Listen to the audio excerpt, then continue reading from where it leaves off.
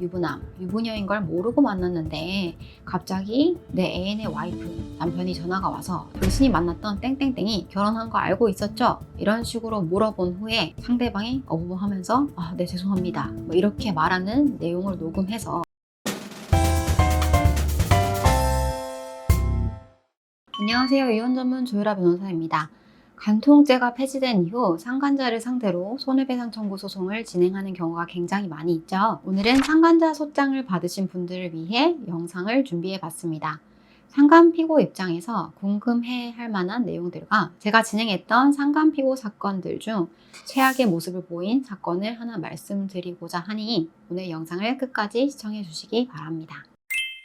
상간자를 상대로 손해배상 청구 소송을 제기해서 위자료를 인정받기 위해서는 첫 번째로는 부정행위의 증거가 있어야 하고요. 둘째로는 상간자가 유부남 혹은 유부녀인 사실을 인식하였다는 내용의 증거가 있어야 합니다. 부정행위의 증거로는 꼭 성관계가 있었다는 내용의 증거, 예를 들어 모텔 출입사진, 영상 등이 있어야 되는 건 아니고요. 둘이서 같이 찍은 사진, 서로 애정을 표현한 문자 메시지, 카톡 메시지, 통화 기록 등도 모두 부정행위의 증거 자료가 될 수 있습니다. 둘째로 상간자가 유부남 혹은 유부녀인 사실을 인식했다는 내용의 증거로는 둘 사이에 주고받은 메시지에 상대방의 자녀에 대한 이야기, 와이프, 남편에 대한 이야기가 있다면 빼박 증거이고요. 그러한 증거가 없다고 하더라도 카톡 프사에 가족 사진이 설정되어 있었다 라는 경우와 같이 조금만 주의를 기울였다면 누구라도 유부남, 유부녀인 사실을 인식할 수 있었다 라는 증거가 있다면 위자료를 인정받을 수 있습니다. 부정행위의 증거는 명백하게 있는데 유부남, 유부녀 인식에 대한 증거 자료가 조금 애매한 경우 원고들이 어떤 방법을 쓸까요? 보통 원고가 상간남, 상간녀에게 직접 전화를 하거나 직접 만나자고 해서 남편, 부인이에요. 당신이 만났던 땡땡땡이 결혼한 거 알고 있었죠? 이런 식으로 물어본 후에 상대방이 어부하면서 네 죄송합니다 뭐 이렇게 말하는 내용을 녹음해서 유부남, 유부녀 인식에 대한 증거 자료다 라고 제출하는 경우가 많습니다. 따라서 내가 유부남, 유부녀인 걸 모르고 만났는데 갑자기 내 애인의 와이프, 남편이 전화가 와서 이런 식으로 물어본다 하는 경우에는 어리버리하게 네 죄송합니다 이런 식으로 말씀하셔서는 안 되고요. 무슨 일인지 잘 모르겠다, 제가 확인해 보겠다고 말을 하고 충분한 법률 상담을 거친 후에 원고가 돼야 하는 것이 현명합니다. 만약 상대방이 이혼을 진행하고 있다고 속인 경우에도 위자료 책임이 인정되나요? 만약 이혼 소송을 진행하는 중이고 쌍방이 이혼을 하겠다는 의사가 합치한 경우다.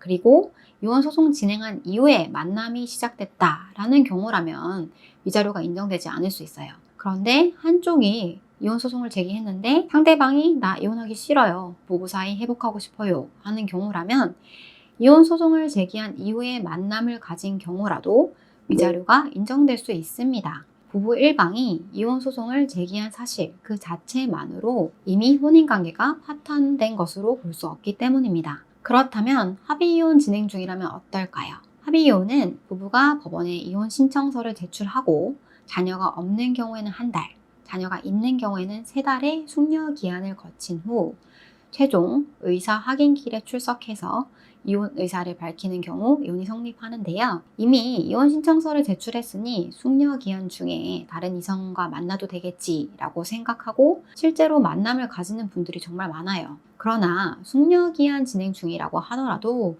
부부 관계가 완전히 끝난 것은 아니기 때문에 위자료가 인정됩니다. 다만 이 경우에는 부부 관계가 완전히 정상적으로 유지되고 있는 일반적인 경우보다는 위자료가 조금 감액될 수는 있겠죠. 실제로 제 의뢰인 분 중에 숙려기한 중에는 만남을 가져도 된다고 생각하고 교제를 하다가 상간 소장을 받은 경우가 있었는데요. 이 사건에서는 모텔 출입 영상 등과 같이 비교적 수위가 센 증거 자료들이 다수 제출되었음에도 불구하고 위자료가 500만 원으로 통상의 경우보다 훨씬 적게 인정됐습니다. 상간 피고 사례 중 최악의 대응 사례는 무엇이었을까요? 제가 이 사건을 생각하면 아직도 화가 나요. 제 의뢰인은 아주 참한 모습을 하신 여성분이었는데요. 소장을 들고 저를 방문해서는 자기는 너무 억울하다 라고 하면서 눈물을 뚝뚝 흘리시더라고요. 이분이 자기인 원고 남편이 계속 이혼을 했다고 말을 했기 때문에 그 말을 믿고 교제를 했다는 거예요. 저는 만약 원고 남편이 이혼했다고 속인 증거 자료가 명백히 존재하고 이혼했다는 말을 들은 이후에 만남을 가진 것이 사실이라면 위자료가 인정되지 않을 수 있으니 증거 자료를 잘 전달해 주셔야 한다 라고 말씀드리고 소송을 시작했는데요. 그런데 이분이 소송을 진행하면서 계속 말이 바뀌는 거예요. 원고 남편이 이혼을 했다고 말을 한 증거 자료를 찾고 있는 중이다. 처음에는 이렇게 말씀하시더니 갑자기 연락을 받지 않으시더라고요. 그러다 어느 날 이 원고 남편이 직접 저한테 전화를 해서 변호사님, 저 누구누구 남편인데요. 제가 원고랑 최근 이혼을 했는데 이 사건 때문에 피고가 너무 힘들어요. 제가 피고를 너무 돕고 싶은데 변호사님이 요청한 증거 자료는 제가 찾을 수가 없어서요. 대신 제가 직접 법정에 증인으로 출석해서 속였다고 증언을 하면 안 될까요? 이러시는 거예요. 저는 이 원고 남편의 딱 전화를 받고 아, 이거 거짓말이다 라는 생각이 들더라고요. 그래서 선생님, 적어도 사건 진행을 맡긴 변호사한테는 거짓말 하시면 안 되고요. 사실대로 말씀을 해주시면 제가 적절하게 대응을 해보겠습니다. 증인으로 출석을 해서 거짓말을 하면 위증죄로 처벌받습니다. 이렇게 말씀을 드렸어요. 그랬는데도 계속 이 원고 남편은 자기가 이혼했다고 속인 거다. 피고는 피해자다 라고 하면서 끝까지 피고를 감싸더라고요. 제가 이분들이 너무 수상해서 원고가 추가 증거 자료를 제출할 때까지 조금 기다렸는데요. 아니나 다를까 원고는 자신의 남편과 통화를 한 녹음 파일을 추가 증거 자료로 제출했습니다. 황당하게도 이 녹음 파일에는 원고의 남편이 피고와 부정행위를 한 사실을 모두 인정하고 원고한테 싹싹 잘못을 빈 내용이 담겨 있는 거예요. 원고 남편은 원고한테는 피고와 부정행위를 했다고 다 인정하면서 원고한테 싹싹 빌고서는 이혼을 한 이후에 갑자기 태도를 바꿔서 내가 이혼을 했다고 피고를 속였다라고 하면서 피고 편을 든 거죠. 제가 그럼 이에 대한 객관적인 증거 자료를 갖고 오라고 요구하니 증거는 없다. 내가 대신 법정에 출석해서 진술하겠다. 라는 대범함을 보인 거죠. 원고가 이 증거 자료를 제출하자 그렇게 억울하다고 하면서 하루에도 몇 통씩 전화를 하던 피고와 원고 남편이 잠수를 타시더라고요. 정말 황당하죠. 제가 그 원고 남편의 말을 믿고 진짜 그분을 법정에 증인으로 세웠다면 어땠겠어요? 생각만 해도 정말 아찔합니다.